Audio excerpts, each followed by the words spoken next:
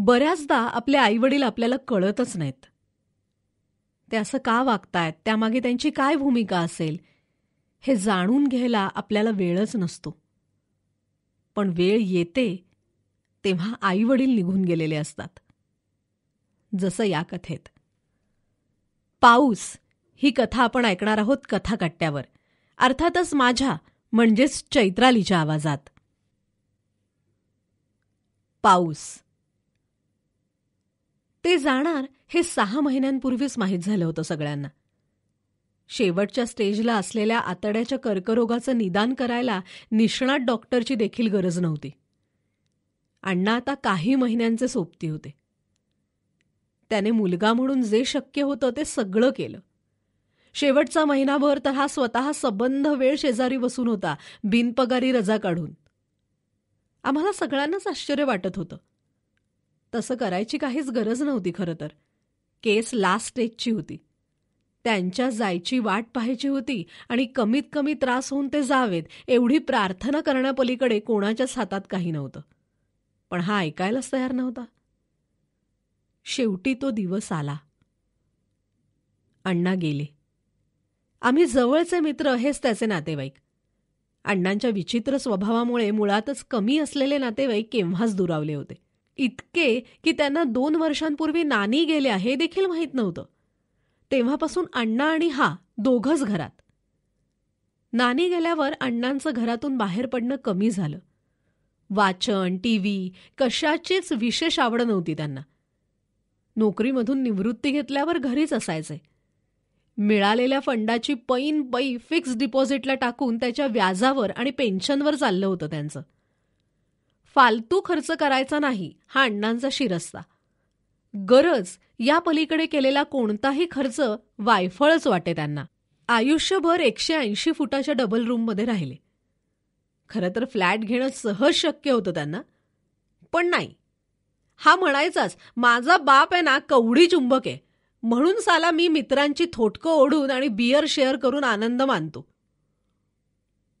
बरं, याला लहानपणापासूनच पोलिओ. उजवा पाय पूर्ण लुळा, डाव्या हाताच्या हालचाली देखील रिस्ट्रिक्टेड आणि बुद्धी सामान्यांच्या खालची. शाळेत आमच्याबरोबर रमला. जेमतेम पास होऊन कॉलेजमध्ये आर्ट्सला गेला. ते काही झेपलंच नाही त्याला. मग कॉलेज सुटलंच मध्ये केव्हा तरी. मग बारीक सारीक नोकऱ्या, उद्योग, वडापावची गाडी, लॉटरीचा स्टॉल सगळं करून झालं. आमची शिक्षण होऊन संसार सुरू झाले. याचं लग्नकार्य काहीच नाही. तो म्हणायचं देखील, साला आम्ही रोकडा प्यारवाले, आम्हाला तुमच्यासारखं आयतं घरात नाही मिळत. आम्ही काँग्रेस हाऊस आणि सुखलाजी स्ट्रीटला जाऊन जेवतो. आता ते बरोबर की चूक यात आम्ही कधीच पडलो नाही किंवा त्याला सांगायलाही गेलो नाही. कारण तो करतो ते चूक, मग बरोबर काय याचं उत्तर निदान त्याच्यापुरतं तरी आमच्याकडे नव्हतं. त्याने त्याच्यासाठी सोय शोधून ठेवली होती. अण्णांच्या ओळखीच्या दुकानातून मालाची बुकात एंट्री करायची नोकरी लागली. गेली अनेक वर्ष टिकली देखील. अण्णांच्या आजाराचं कळल्यावर आम्ही सगळे मित्र वेळ मिळेल तसं भेटून येत होतो. सगळ्यांना जाणवलेला एक फरक म्हणजे त्याचं अण्णांशी बदललेलं वागणं. अचानक तो अण्णांच्या खूप जवळ गेल्यासारखा वाटला. इतकी वर्ष आपला बाप कद्रूस आणि सणकीये म्हणून एक दुरावा ठेवून असलेला तो अण्णांच्या बाबतीत खूप भावूक झालेला जाणवला. मग ते बिनपगारी रजा घेऊन त्यांच्या शेजारी दिवसरात्र बसणं असो, किंवा ते गेले तेव्हा अण्णा गेले रे असा आम्हाला आलेला फोन असो, किंवा त्यांना ॲम्ब्युलन्समधून नेताना भटजीला कळवलंयस ना रे असं मला विचारणं असो, हे सगळं आम्हाला नवीन होतं. ॲम्ब्युलन्समध्ये जाताना त्याच्या डोळ्यात एक टिपूस नव्हता. तो फक्त अण्णांकडे टक लावून पाहत होता. त्यांचा हात हातात घट्ट धरून स्मशान येईपर्यंत तो बसला होता. सगळे विधी पार पडले. बॉडी उचलून भट्टीजवळ नेली. भट्टीच्या ट्रॉलीवर अण्णांचा कॅन्सरने पोखरून क्रूश झालेला मृतदेह ठेवून सगळे मागे होऊन उभे राहिले. भट्टीचं लोखंडी दार उघडलं. एकदम गरम हवेचा लोळ सगळ्यांच्या अंगावर आला. ती धग जाणवून सगळेच आणखीन 2 पावलं मागे सरकले. तो तसाच उभा होता, शून्यात नजर लावून. ट्रॉलीकडे पाहत ट्रॉली आपोआप पुढे सरकली. लोखंडी दरवाजा ओलांडून आत गेली. आगीच्या अक्राळ विक्राळ ज्वाळांनी पांढऱ्या कपड्यात लपेटलेल्या त्या देहाला विळखा घातला आणि स्वतःमध्ये लपेटून घेतलं. लोखंडी दार बंद झालं आणि इतका वेळ त्याने दाबून ठेवलेला अश्रूंचा बांध सुटला. आम्हाला मिठी मारून तो लहान मुलासारखा ओक्साबोक्शी रडला. बराच वेळ आवेग ओसरल्यावर बाहेर पडलो. पाऊस नुकताच पडून गेला होता. स्मशानासमोरच्या टपरीवर चहा घ्यायला आम्ही सगळे थांबलो.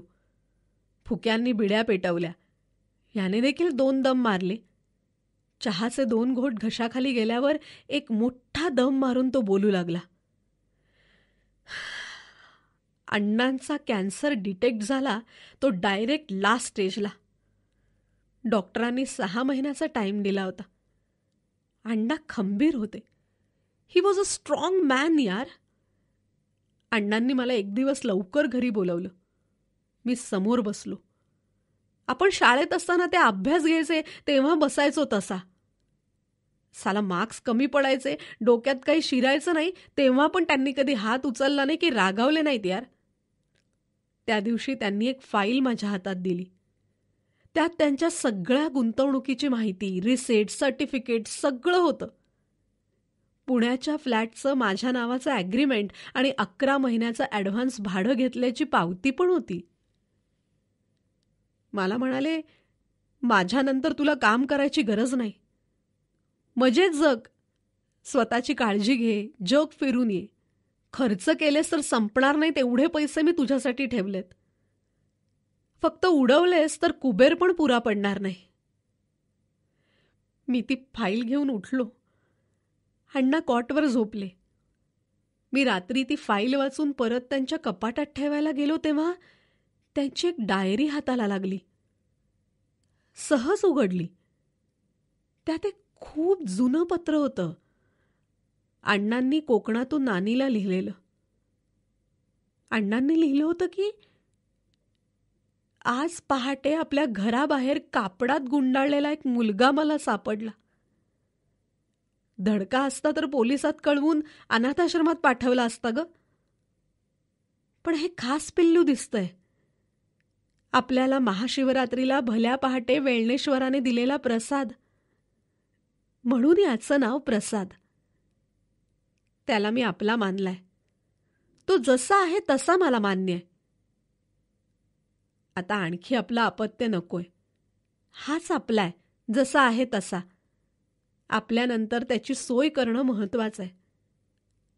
सबब आजपासून स्वतःवरील सगळा खर्च बंद. मी त्याला घेऊन उद्या कोकणातून निघतोय.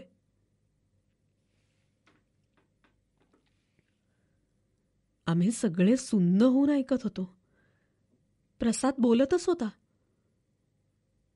साला तो भट्टीचा दरवाजा बंद झाला ना तेव्हा जाणीव झाली की मेल्यानंतर का होईना आपल्याला समोर दिसत असलेला माणूस तो दरवाजा बंद झाला की परत कधीच न दिसण्यासाठी निघून जातो. अण्णा परत कधीच दिसणार नाहीत हे जाणवलं आणि मला राहावलं नाही रे. जाम रडायला आलं. साला आयुष्यभर कद्रूसपणा करणारा माझा बाप नव्हताच रे. तो माझ्या उद्यासाठी स्वतःच्या आजचं बलिदान देत असलेला एक देव होता, ज्याचं देवत्व मला त्याचा अवतार संपायच्या जरा आधी लक्षात आलं. मला सत्य समजू नये म्हणून त्यांनी नातेवाईक तोडले आणि मी साला माझी लायकीच नाही यार त्यांचा मुलगा म्हणून घ्यायची. डोळ्यातून ओघळणारे अश्रू पुसण्याचा प्रयत्न न करता प्रसाद त्यांना वाहू देत होता. मोकळा होत होता. थोडं थांबून तो म्हणाला, मी अण्णांना कळू दिलं नाही की मला सत्य माहिती झालंय. पण जमेल तेवढी त्यांची सेवा करून आयुष्यात त्यांना त्यांच्या मागे दिलेल्या शिव्यांचं प्रायश्चित्त करण्याचा केविलवाणा प्रयत्न केला यार. आम्ही फक्त ऐकत होतो आणि प्रसाद फुटून फुटून रडत होता. त्याच्या डोळ्यातून आत्तापर्यंत साठवलेला पाऊस कोसळत होता. पाऊस. ही कथा आपण ऐकत होतो कथाकट्ट्यावर, अर्थातच माझ्या म्हणजेच चैत्रालीच्या आवाजात.